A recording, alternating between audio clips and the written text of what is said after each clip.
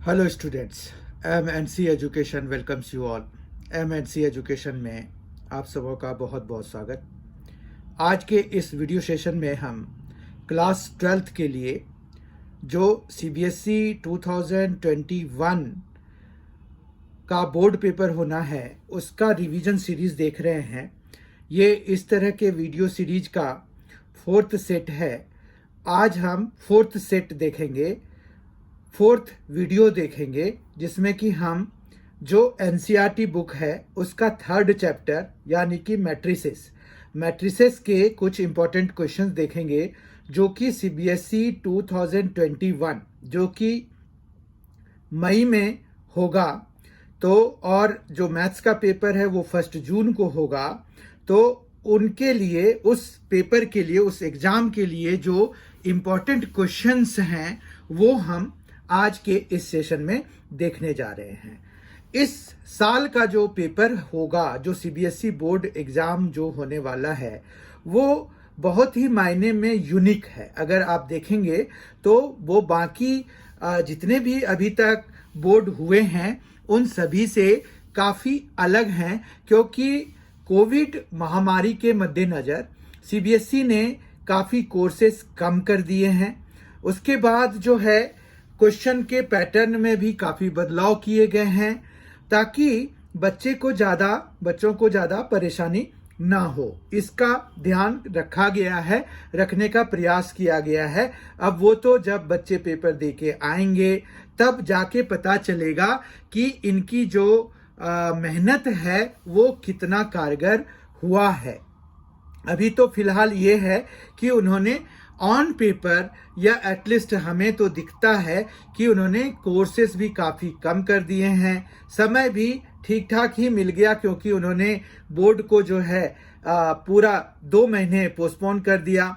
ऐसे तो अभी शुरू हो जाना चाहिए था। आज 2 मार्च है और आज शुरू हो जाना चाहिए था, पर ये नहीं हुआ है और ये अभी होगा भी नहीं, इस महीने भी नहीं, अगले भी महीने नहीं, यानी कि 2 महीने का समय उन्होंने एक्स्ट्रा भी दिया। हाँ, स्टूडेंट के हिसाब से भी अगर देखें तो ये थोड़ा यूनिक सा एग्ज़ाम है। क्योंकि अभी तक जो एग्ज़ाम जो होते थे और जो पढ़ाई होती थी वो स्कूल में होते थे, फेस टू फेस इंटरेक्शन। अभी ऑनलाइन क्लासेस, दिस दैट, और ऑनलाइन क्लासेस कितना सक्सेसफुल है, कितने बच्चे को इससे कॉन्फिडेंस लेवल बढ़ा है, ये सभी तो देखने की बात है, जो कि CBSE पेपर जो होगा उसके बाद ये निर्णय लिया जा सकता है कि इस ऑनलाइन जो सिस्टम ऑफ एजुकेशन है वो इफ़ेक्टिव है एट स्कूल लेवल्स, या फिर ये इनइफेक्टिव है, या कितना % इफेक्टिव है। वो सभी तो बात है अभी फ्यूचर की। वो डिसाइड होगा कि भाई कितने बच्चे जो है अच्छा परफॉर्म कर पाए, क्या हुआ, कितनी चीज़ें समझ में आई, ये सारी चीज़ें होंगी। लेकिन अभी फिलहाल जो हम इस वीडियो सेशन में कवर करने जा रहे हैं, अब उस पर आ जाते हैं। यहाँ पर हमें इम्पोर्टेंट क्वेश्चंस डिस्कस करने हैं। मैट्रिसेस जो चैप्टर 3rd है और ये सेट 4 है इम्पोर्टेंट क्वेश्चंस के सीरीज का। और इस तरह के पहले तो अभी चैप्टर वाइज आएंगे और फिर जो है जब 13 चैप्टर्स के वीडियोस आ जाएंगे तो उसके बाद जो है हम असॉर्टेड प्रॉब्लम्स करेंगे। ये सीरीज हमारा 15 अप्रैल तक के लिए है और उसके बाद जो है जो हमारा मई के लास्ट वीक में जो टाइम होगा मैथ्स एग्जाम से पहले का, तो मई के लास्ट वीक में जो भी टाइम होगा उस दौरान भी हम करेंगे, या फिर उस दौरान हो सकता है कि हम लाइव सेशन लेकर आए, लेकिन वो that will depend upon the number of students. अभी फिलहाल तो ये है कि हम इंपॉर्टेंट क्वेश्चंस करें। तो इस बारी का जो क्वेश्चन, इस बारी का जो पेपर है जो होना है वो यूनिक है, तो हमें तैयारी भी उसी तरह से करनी पड़ेगी। हमें ये देखना होगा कि कौन कौन सी चीज़ें डिलीट कर दी गई हैं ताकि हमारा टाइम वेस्ट ना हो उन चीज़ों को करने में।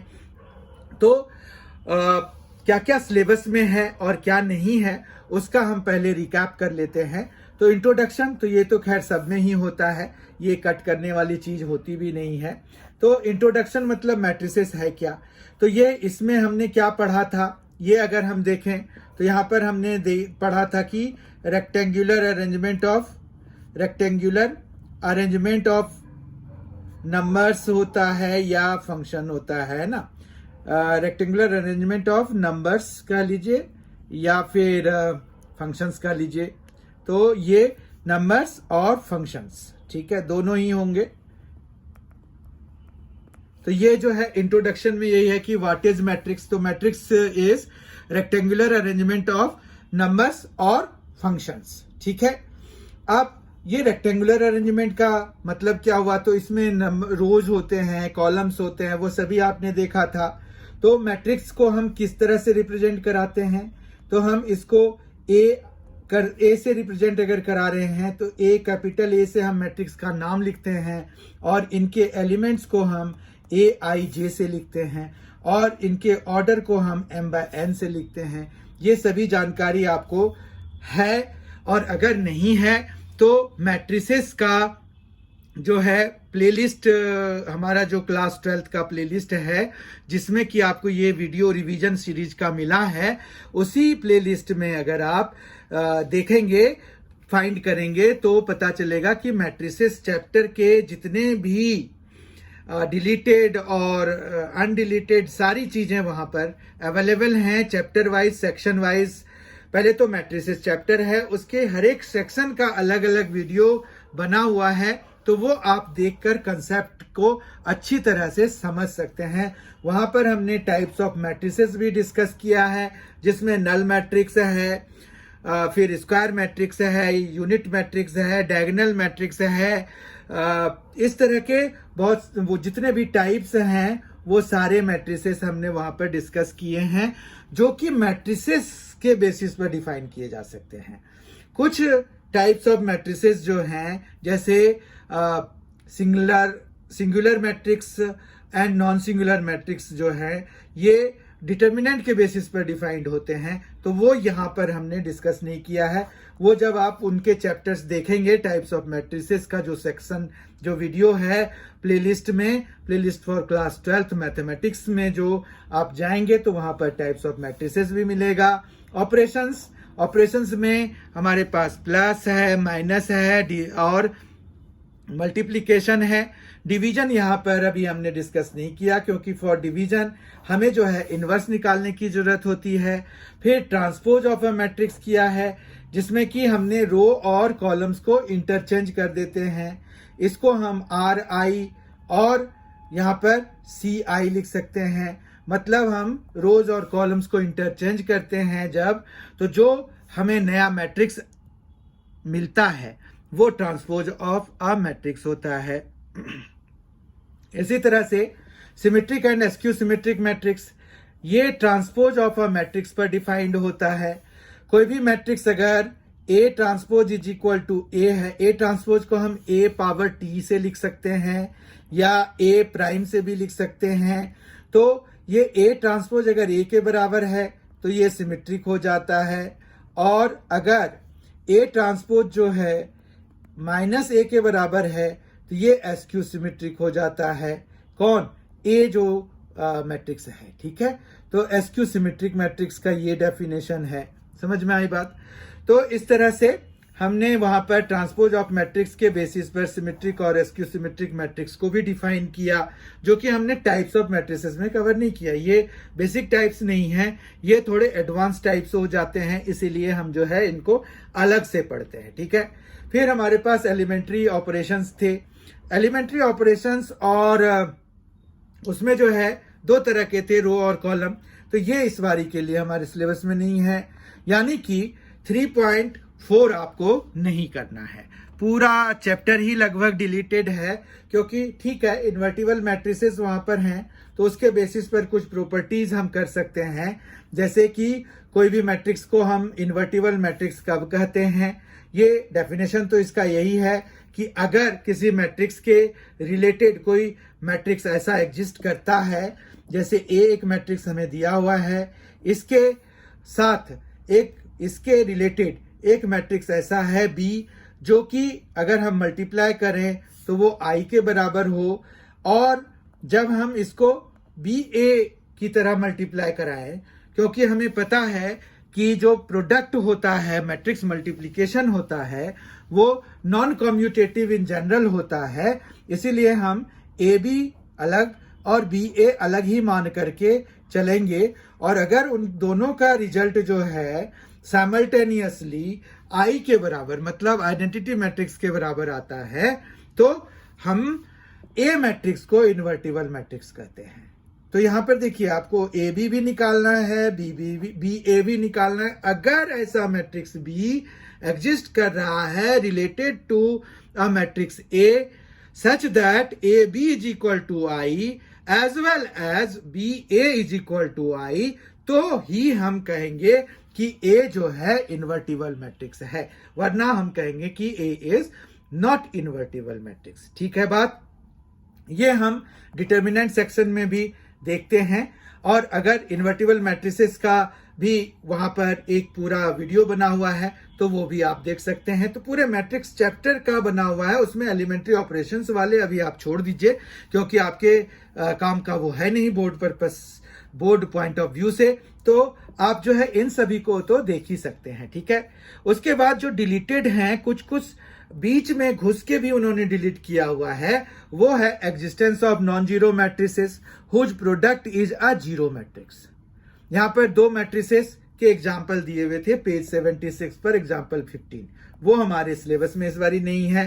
फिर proof of the uniqueness of inverse, जो कि पेज 91 पर थ्योरम 3 के फॉर्म में दिया हुआ है, वो अब हमारे सिलेबस में नहीं है इस बारी के लिए। लेकिन थ्योरम 4 आप जरूर कीजिए, जो कि आपको ए बी का होल इनवर्स जो है वो equal to B inverse into A inverse है, ये प्रूव करने के लिए दिया हुआ है। तो ये आपको पूछ सकते हैं। ठीक है, आइए अब हम कुछ क्वेश्चंस कर लेते हैं। एज नेम सजेस्ट कि हम जो है इंपॉर्टेंट क्वेश्चंस करने जा रहे हैं। ये रिकैप जरूरी था ये जानने के लिए कि 2021 सीबीएसई के लिए जो मैथ्स का जो पेपर होना है 1 जून को जो प्रपोज्ड है, तो उसकी तैयारी हम आखिर कैसे करेंगे, उसमें क्या डिलीटेड है। क्योंकि before going for preparation you must know कि सिलेबस क्या है, क्या क्या आना है। अगर आप ऐसे ही तैयारी करने लग गए कि भाई चलो ये बुक तो है, इस बुक में से ही क्वेश्चन आते हैं तो इसी बुक से करते जाए,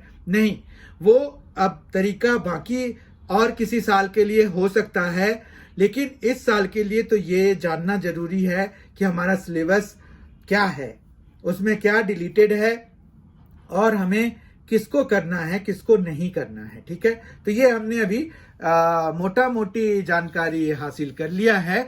तो इसके बेसिस पर अब हम कुछ इंपॉर्टेंट क्वेश्चंस कर लेते हैं, जो कि आपको ये जो बोर्ड होंगे, बोर्ड पेपर जो होंगे, उसमें आपको पूछे जा सकते हैं। ठीक है, आइए कुछ क्वेश्चन सॉल्व करते हैं। फर्स्ट क्वेश्चन है आज का, if A and B are matrices of order 3 cross n and m cross 5, A जो है वो 3 क्रॉस n का है और बी जो है m क्रॉस 5 का है रेस्पेक्टिवली। का यही मतलब होता है कि जो जिस ऑर्डर में आया है उसी ऑर्डर में उसका बन जाता है करस्पॉन्डिंगली। ठीक है, then find the order of the matrix 5a minus 3b given that it is defined. ठीक है, उन्होंने डिफाइन किया हुआ है।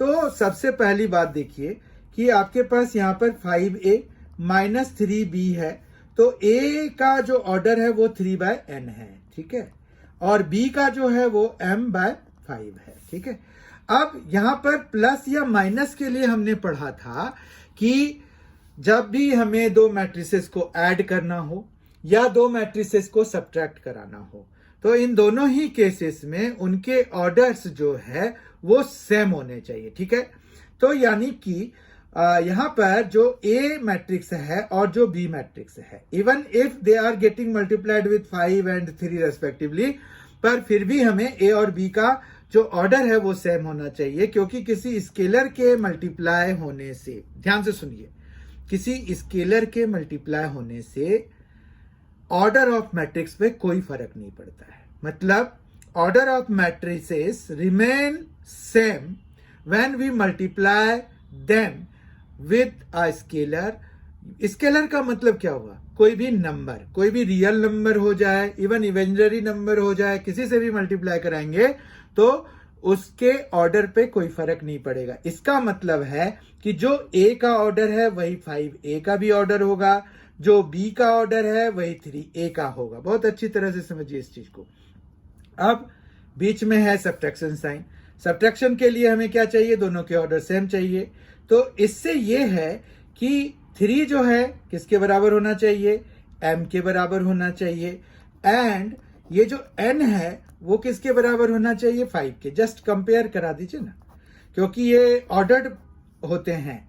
ये पहला वाला कंपोनेंट पहले वाले के बराबर हुआ तो 3m के बराबर आ गया, दूसरा वाला दूसरे वाले के बराबर जब किया तो n 5 के बराबर हो गया।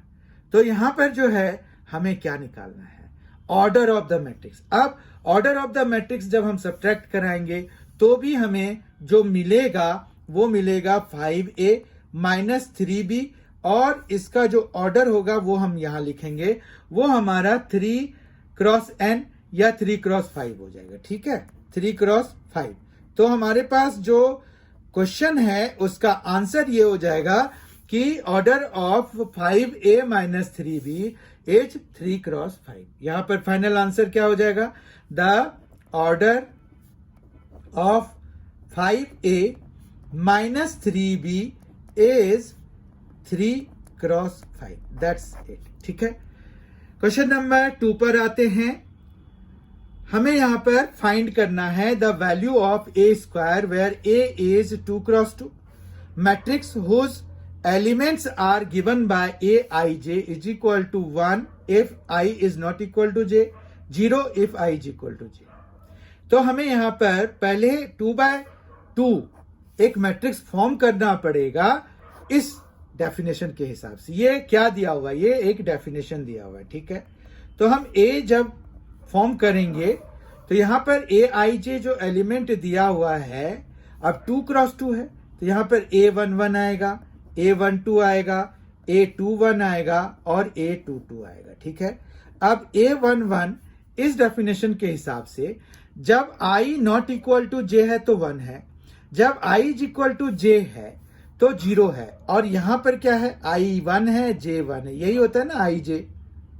ठीक है, समझ में आ गया। तो इसकी वैल्यू कितनी हो गई, 0। A12 ये दोनों सेम नहीं है, मतलब इक्वल टू नहीं है, तो ये 1 आएगा, और A21 तो यहां पर 21 में भी सेम नहीं है तो ये 1 आएगा, और A22 तो उस केस में ये दोनों सेम है तो 0 हो जाएगा। ठीक है, इस तरह से यहां पर A क्या आ जाएगा, A11 की जगह पे 0, A12 की जगह पे 1, A21 की जगह पे 1, और ये 0 हो जाएगा। ठीक है, अब हम ए स्क्वायर निकालेंगे। इसका ए स्क्वायर निकालने के लिए हमें इसी मैट्रिक्स को खुद से मल्टीप्लाई कराने की जरूरत है। तो ये जो है 0 1 1 0 दो बारी लिख दिया। अब प्रोडक्ट हम कैसे कराते हैं दो मैट्रिसेस का, इसमें इधर से जाएंगे, इसमें इधर से जाएंगे, मतलब इधर लेफ्ट टू राइट और इधर अप टू बॉटम, मतलब डाउनवर्ड्स जाएंगे। यहां पर जो है फिर क्या करते हैं, 0 इंटू 0। ठीक है, दोनों के फर्स्ट एलिमेंट्स मल्टीप्लाई हो गए तो ये 0 हो गया।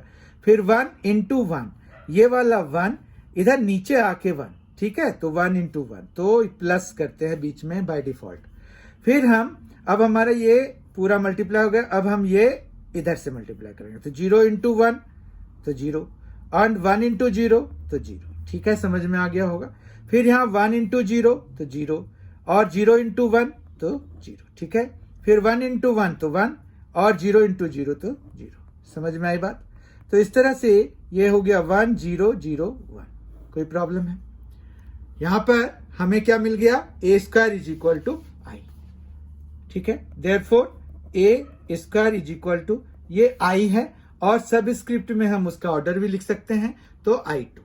ठीक है, तो ये हमारा करेक्ट आंसर हो जाएगा, ए स्क्वायर इज इक्वल टू आई, क्योंकि हमें क्या पूछा है, find the value of A square. Right, इस तरह से हमने क्वेश्चन 2 कर लिया। क्वेश्चन 3 देखते हैं। हमारे पास यहाँ पर एक मैट्रिक्स इक्वेशन दिया हुआ है। इस तरह के जो इक्वेशन होते हैं उसको हम मैट्रिक्स इक्वेशन कहते हैं।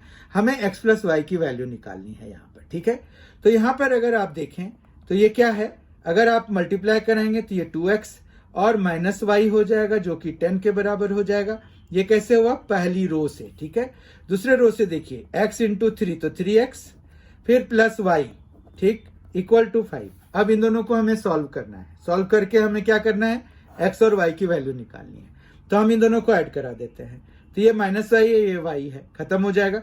ये आ गया 5x, ठीक है। 2x प्लस 3x 5x और ये 10 प्लस 5 तो 15 ऐड करा रहे हैं, इसीलिए 15।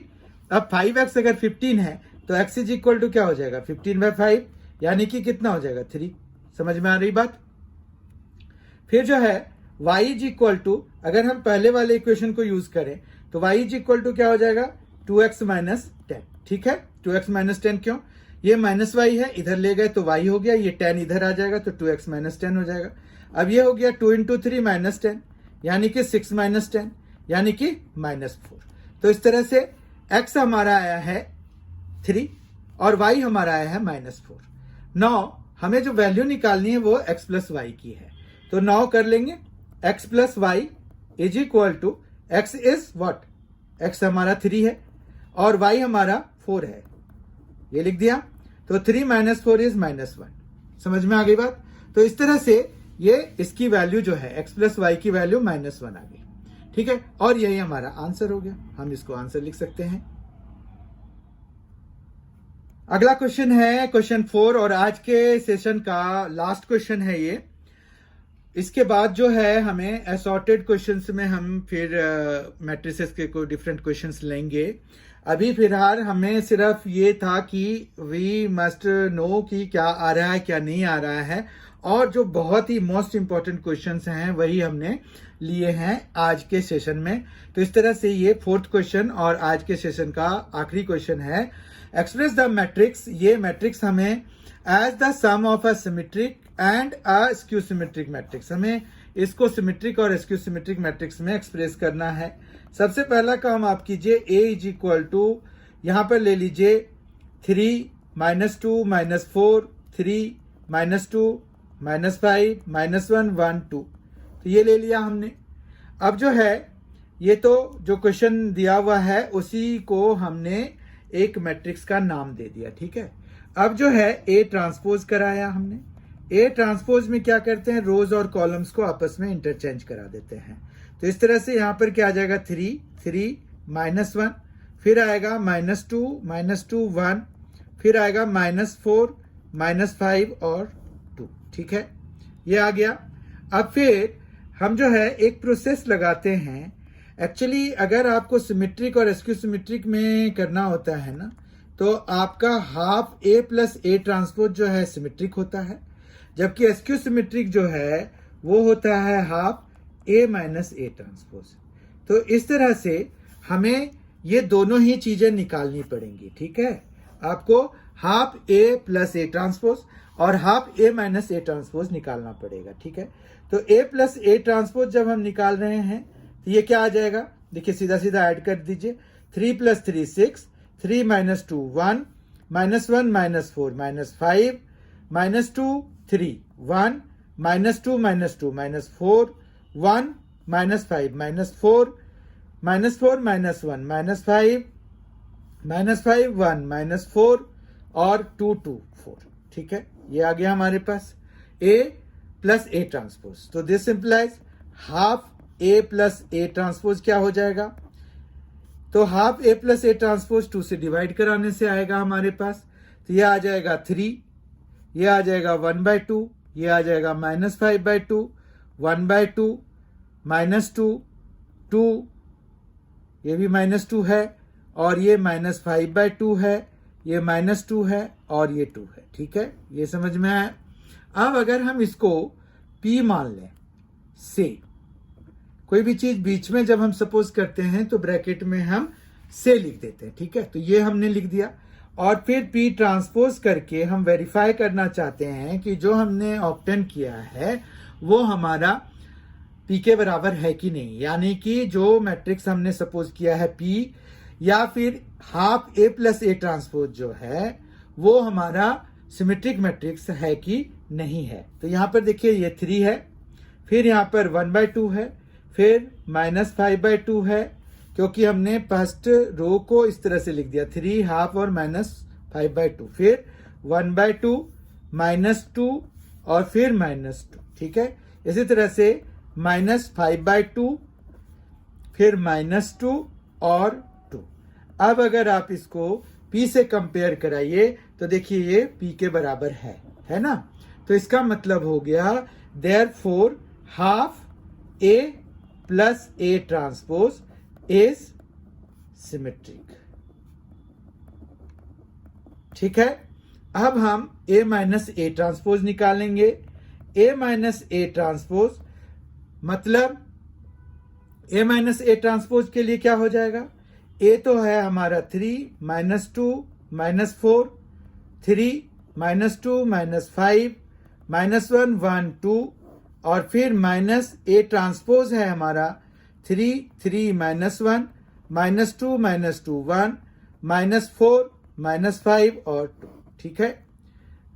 तो अब जो है हम क्या करेंगे, इसको माइनस कर देते हैं। 3 - 3 0 हो गया, 3 -2 तो 5 हो जाएगा, -1 + 4 तो ये 3 हो जाएगा, -2 -3 तो -5 हो जाएगा, -2 और फिर -2 तो 0 हो गया, फिर 1 और प्लस हो जाएगा ना, ये +5 तो 6 हो जाएगा, फिर -4 और फिर ये +1 तो -3, फिर -5 -1 तो -6 और 2 -2 0, ठीक है। ये आ गया। अब इसको जिस तरह से हमने पिछले वाले को P माना था, इस तरह से इसको हम Q मान लेते हैं। फिर हम Q ट्रांसपोज निकाल देते हैं। Q ट्रांसपोज हमारे पास आएगा 0 5 3, इसको कॉलम वाइज लिखेंगे। फिर -5 0 6 -5 0 6, फिर -3 -6 और 0, ठीक है। अगर हम माइनस कॉमन ले लें तो ये आ जाएगा 0, ये -5 will become 5, -3 will become 3, 5 will become -5, 0 will remain 0, -6 will become 6, 3 -3 हो जाएगा, 6 -6 हो जाएगा, जबकि 0 0 के बराबर रहेगा। अगर आप कंपेयर कराएं तो ये दोनों सेम है, देखिए आप। तो ये क्यों के बराबर है, यानी कि हमारा जो क्यों मैट्रिक्स है वो a - a ट्रांसपोज लिखा था हमने अभी। यहाँ पर एक्चुअली हमें हाफ कर देना था, पर अगर हम यहाँ पर भूल गए हैं मान रखिए, तो हम कोई दिक्कत नहीं, a - a ट्रांसपोज हमारा ये हो गया। और अगर हम हाफ कर देंगे तो हमारे पास यहाँ पर क्या आ जाएगा, हाफ a - a ट्रांसपोज। तो ये क्या हो जाएगा, 5/2 3/2 -5/2 और ये 6/2 या 3 हो जाएगा, ये -3/2 ये -6/2, ठीक है। इस तरह से यहाँ पर 5/2, यहाँ पर -3/2, यहाँ पर भी 5/2, यहाँ पर भी -6/2 3/2 6/2 और माइनस कॉमन लेंगे तो भी अपॉन 2 पे तो कोई फर्क नहीं पड़ेगा, सब जगह अपॉन 2 लगा दीजिए, कहीं कोई दिक्कत नहीं है, क्योंकि ये हमने क्यों माना था। अभी आप कंपेयर कर सकते हैं, ये अभी भी क्यों के ही बराबर है, ठीक है बात। तो देयरफॉर यहाँ पर क्या हो गया, half a - a transpose is SQ symmetric हो गया, SQ सिमेट्रिक हो गया, ठीक है। अब जो है नौ हम मेन काम करेंगे P + Q। P + Q जब हम कर रहे हैं तो यहां पर क्या आ रहा है हमारे पास, P के लिए जो हमने सपोज किया था, P है हमारे पास इधर, देखिए P है हमारे पास 3 1/2 -3 है, 1/2 है, -5/2 है, फिर है 1/2 -2 इनको कॉपी कर लीजिए, -5/2 -2 और 2। और क्यों हमारे पास अभी आया है, यहाँ देखिए क्यों हमने अभी क्या किया है, ये 0 वाला, तो यहाँ पर आ जाएगा 0, फिर है 5/2 3/2 -5/2 0 6/2 यानी कि 3 हम लिख देते हैं इसको, -3/2 विल रिमेन सेम, -6/2 -3 हो जाएगा और ये हो गया। जब आप इनको सॉल्व करेंगे तो देखिए आपको क्या मिल रहा है, 0 3 + 0 तो 3, फिर हाफ + 5/2 ये भी 3, क्योंकि ये 1/2 है और ये 5/2 है तो 6/2 हो गया टोटल। तो डिवाइड कराया तो 3 हो जाएगा, ठीक है। -5/2 है और 3/2 है, तो ये कितना हो जाएगा, -2/2, तो ये हो जाएगा आपका -1 के बराबर। ठीक समझ में आ रहा है। उसके बाद हाफ है और -5/2 है, तो ये -2 के बराबर हो जाएगा। -2 + 0 तो ये भी -2 हो गया, -2 + 3 तो ये 1 हो गया। ठीक समझ में आ रहा है। उसके बाद -5/2 और -3/2 तो -8/2 यानी कि -4 हो जाएगा। -2 -3 तो -5 हो जाएगा और 2 + 0 तो 2 हो जाएगा। ठीक है, इतना समझ में आ गया, जो कि आपको जो मैट्रिक्स दिया हुआ था उसके बराबर है। देखिए आप, तो इस तरह से हमने जो मैट्रिक्स दिया हुआ था उसको दो फॉर्म में, दो मैट्रिसेस में, जो कि अलग अलग टाइप के थे, एक सिमेट्रिक और दूसरा स्क्यू सिमेट्रिक के फॉर्म में लिख दिया। और इस तरह से हमने आज जो है 4 बहुत ही इंपॉर्टेंट क्वेश्चंस, जो कि सीबीएसई पॉइंट ऑफ व्यू से बहुत ही इंपॉर्टेंट हैं, वो हमने कर लिए। ये देखिए, ये सिमेट्रिक पार्ट है, ये स्क्यू सिमेट्रिक पार्ट है। इन सभी को करने का यही प्रोसेस है। आप देख लीजिए एक बार फिर से और अच्छी तरह से इसको समझ लीजिए, क्योंकि ऐसे क्वेश्चंस आते हैं। ठीक है, तो बहुत ही जल्द आपके सामने में मैं फिर आऊंगा। डिटर्मिनेंट्स, जो कि हमारे इस वीडियो सेशन का सेट 5 होगा, और डिटर्मिनेंट हमारा 4th चैप्टर है एनसीईआरटी का, तो उसके हम इंपॉर्टेंट क्वेश्चंस, जो कि सीबीएसई पॉइंट ऑफ व्यू 2021 के लिए बहुत ही इंपॉर्टेंट क्वेश्चंस जो होंगे, वो लेकर मैं आपके सामने में फिर से आऊंगा। तब तक के लिए thank you so much for being with us. Thanks a lot. Enjoy yourself.